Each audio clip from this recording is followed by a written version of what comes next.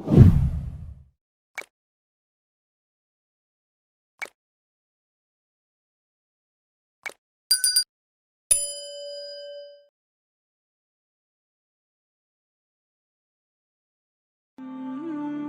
صحابی رسول حضرت سعد رضی اللہ تعالیٰ عنہ آپ صلی اللہ علیہ وآلہ وسلم کے پاس تشریف لائے اور عرض کیا، یا رسول اللہ، میرا کالا رنگ مجھے جنت میں جانے سے روک سکتا ہے؟ آپ صلی اللہ علیہ وآلہ وسلم نے فرمایا، کیوں، کیا بات ہے؟ اگر تو ایمان والا ہے تو تجھے جنت میں جانے سے کوئی نہیں روک سکتا۔ صحابی نے عرض کیا، یا رسول اللہ، میں غریب آدمی ہوں، میرا رنگ کالا ہے، میں بدصورت ہوں اور بنو سلیم کے اشراف میں سے ہوں۔ اب بات یہ ہے کہ مجھے کوئی لڑکی نہیں دیتا، میری عزت اور کالے رنگ کی وجہ سے کوئی میرے ساتھ رشتہ نہیں کرتا۔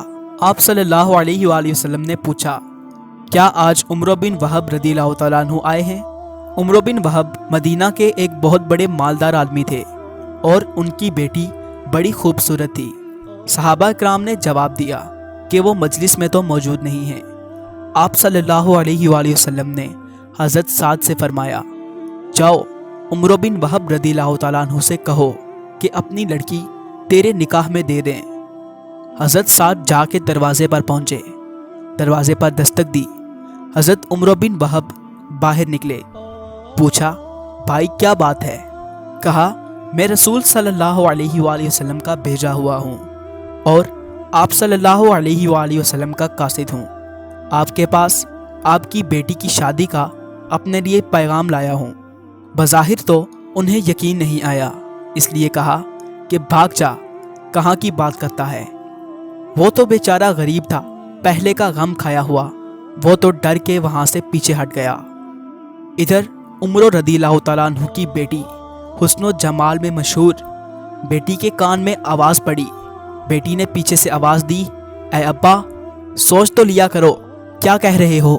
تم نبی صلی اللہ علیہ وآلہ وسلم کی بات کو ٹھکرا رہے ہو، ہلاک ہو جاؤ گے۔ میں نبی کے حکم کے سامنے تیار ہوں، میں کالے گورے کو نہیں دیکھ رہی، میں نبی صلی اللہ علیہ وآلہ وسلم کے حکم کو دیکھ رہی ہوں۔ جاؤ، میں تیار ہوں اور کہہ دو کہ میں شادی کروں گی۔ حضرت عمرو بن وہب رضی اللہ تعالیٰ عنہ بھاگے بھاگے پیچھے گئے۔ آپ صلی اللہ علیہ وآلہ وسلم مجلس میں تشریف فرما ہیں۔ جب دیکھا کہ عمرو آئے ہیں تو فرمانے لگے، تو نے ہی اللہ کے رسول کی بات کو ٹھکرایا۔ عمرو رضی اللہ تعالیٰ عنہ نے عرض کیا، میرے ماں باپ آپ پر قربان، یا رسول اللہ، خطا ہوئی، معاف فرمائیے، حکم کیجئے، کیا حکم ہے؟ آپ صلی اللہ علیہ وآلہ وسلم نے فرمایا، اس سے اپنی بیٹی کی شادی کرا دو۔ عمرو رضی اللہ تعالیٰ عنہ نے عرض کیا، آپ صلی اللہ علیہ وآلہ وسلم نکاح پڑھائیں۔ آپ نے نکاح پڑھا اور 400 درہم مہر مقرر کیا۔ کوئی بارات وغیرہ تو ہوتی نہیں تھی۔ فرمایا، سعد، لڑکی کو لے جاؤ۔ عرض کیا، یا رسول اللہ صلی اللہ علیہ وآلہ وسلم، میرے پاس تو 1 درہم بھی نہیں ہے، میں 400 درہم کہاں سے پیدا کروں اور اس کو لے کے جاؤں؟ آپ صلی اللہ علیہ وآلہ وسلم نے فرمایا، چلو، گھبرانے کی بات نہیں، جاؤ علی کے پاس جاؤ، عثمان اور عبد الرحمن کے پاس جاؤ، ان سے کہو کہ تمہیں 200 درہم دے دیں، تمہارے پاس 600 درہم ہو جائیں گے۔ 400 مہر میں ادا کرنا اور 200 سے اپنا کوئی کام کر لینا۔ عرض کیا، بہت اچھا۔ حضرت عثمان، حضرت علی، حضرت عبد الرحمن رضی اللہ تعالیٰ عنہم کے پاس گئے، انہوں نے خوش ہو کر 2 سے زائد دیا۔ اب حضرت سعد رضی اللہ تعالیٰ عنہ بڑے خوش تھے۔ انہوں نے سوچا کہ لڑکی کو لینے بعد میں جاؤں گا، پہلے تو کچھ سودا بازار سے خرید لوں، 400 تو مہر میں دینے ہیں، باقی کا کیا کروں گا؟ کچھ کا کپڑا اور کچھ کا کھانے پینے کا سامان خرید لوں گا تاکہ میرا کچھ کام چل سکے اور گھر کی مشکل بھی آسان ہو سکے۔ جب بازار میں داخل ہوئے تو ایک آواز کان میں پڑی، اے اللہ کے دوستو، اللہ کے راستے میں نکلو۔ بس یہ سننا تھا، حضرت سعد رضی اللہ تعالیٰ عنہ کے قدم زمین پر جم گئے۔ سارے جذبات، سارے احساسات کو ایک بول نے نکال کے اللہ اور اللہ کے رسول صلی اللہ علیہ وآلہ وسلم کی محبت کو دل میں ڈال دیا۔ کوئی ہے ایسا ایمان والا کہ جو اتنے بڑے بڑے جذبات کو اللہ اور اللہ کے رسول کی بات پر قربان کرے۔ آسمان پر ایک بھرپور نگاہ ڈالی اور یوں کہا، اے زمین و آسمان کے رب اللہ اور اے محمد صلی اللہ علیہ وآلہ وسلم کے رب، اب میرا یہ مال شادی پر نہیں لگے گا، میرا یہ مال وہاں لگے گا جہاں تو بھی راضی، تیرا رسول بھی راضی اور مسلمان بھی خوش ہو جائیں گے۔ نہ شادی یاد رہی، نہ رات کا وصال یاد رہا، نہ بیوی کے پہلو میں رات کا لیٹنا یاد رہا اللہ اور رسول کا کام یاد رہا۔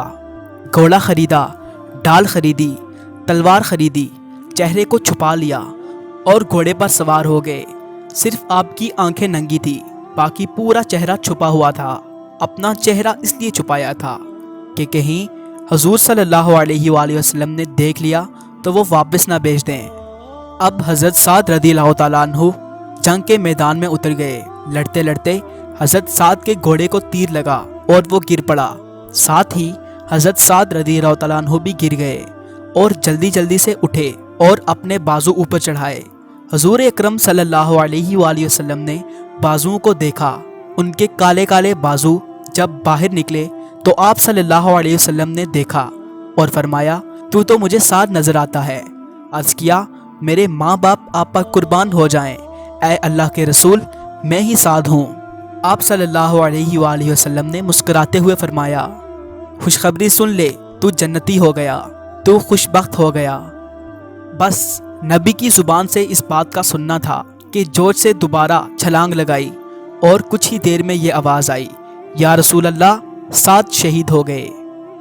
حضور اکرم صلی اللہ علیہ وآلہ وسلم دوڑ کے گئے اور حضرت سعد کے سر کو اپنی گود میں رکھا اور آنسوں کی لڑیاں سعد رضی اللہ تعالیٰ عنہ کے خون کو پونچھ رہی ہیں۔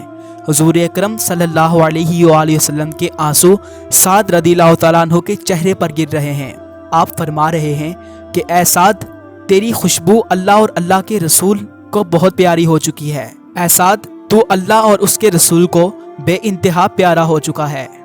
رو رہے ہیں۔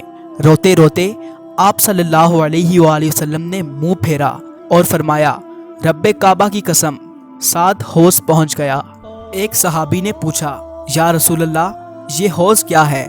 آپ صلی اللہ علیہ وآلہ وسلم نے فرمایا، حوض وہ ہے جو میرے رب نے مجھے دیا ہے، اس دودھ سے زیادہ سفید، شہد سے زیادہ میٹھا۔ جب ایک دفعہ اس کو پی لے گا پھر دوبارہ پیاس نہیں لگے گی۔ حدیث میں آیا ہے، اس حوض کے 4 کنارے ہیں۔ پہلے کنارے پر حضرت ابو بکر صدیق رضی اللہ تعالیٰ عنہ، دوسرے کنارے پر حضرت عمر رضی اللہ تعالیٰ عنہ، تیسرے کنارے پر حضرت عثمان رضی اللہ تعالیٰ عنہ اور چوتھے کنارے پر حضرت علی رضی اللہ تعالیٰ عنہ ہوں گے۔ یہ چاروں صحابہ کناروں پر کھڑے ہیں، امت آ رہی ہے، یہ پلا رہے ہیں۔ ان صحابی نے کہا کہ حوض کا مطلب سمجھ میں آیا کہ اس حوض پر سعد رضی اللہ تعالیٰ عنہ پہنچ گئے۔ صحابی نے پھر عرض کیا، یا رسول اللہ، میں نے مختلف باتیں آپ میں ملاحظہ کی۔ ایک تو آپ روئے، پھر آپ ہنسے، پھر آپ نے منہ پھیر لیا، یہ کیا ماجرا ہے؟ حضور اکرم صلی اللہ علیہ وآلہ وسلم نے فرمایا کہ میں جو رویا ہوں اس کی جدائی پر رویا ہوں۔ کس حال میں تھا، کس طرف کو جا رہا تھا، کن جذبوں میں جا رہا تھا اور کیسے امر پر قربان ہوا ہے، اس بات پر رو رہا ہوں۔ اور میں ہنسا اس بات پر جب میں نے جنت میں اس کو دیکھا اور اللہ کی بارگاہ میں اس کے درجے کو دیکھا تو میں ہنس پڑا، اور جو میں نے منہ پھیرا وہ اس لیے کہ میں نے دیکھا جنت کی حوریں اس کی بیویاں دوڑتی ہوئی آ رہی ہیں اور تیز دوڑ کے آ رہی ہیں کہ ان کی پنڈلیوں سے کپڑا ہٹ گیا۔ میں نے شرم سے منہ پھیرا اور ان صحابی سے فرمایا کہ جاؤ ان کی بیوی سے کہہ دو کہ اللہ نے سعد رضی اللہ تعالیٰ عنہ کو تیرے سے زیادہ خوبصورت بیویاں عطا فرما دی ہیں۔ ناظرین، بندے کی اللہ سے محبت کے منظر پر آپ حضرات حضرت سعد رضی اللہ تعالیٰ عنہ کا واقعہ تو سن ہی چکے ہوں گے۔ حقیقت میں حضرت سعد سے شدت محبت پر دلالت کرتا ہے کہ آپ رضی اللہ تعالیٰ عنہ اللہ کی محبت میں، حسن میں بے مثال اور مالداری میں لاجواب بیوی کو بھی اللہ کی محبت میں ترجیح نہ دی، حتیٰ کہ نوجوانی کی اٹھتی ہوئی خواہش کو بھی سینے میں دفن کر کے حکم الہی کو مقدم رکھا۔ دعا ہے کہ اللہ تعالی ہمیں بھی ایسے جذبے والا دل عطا فرمائے۔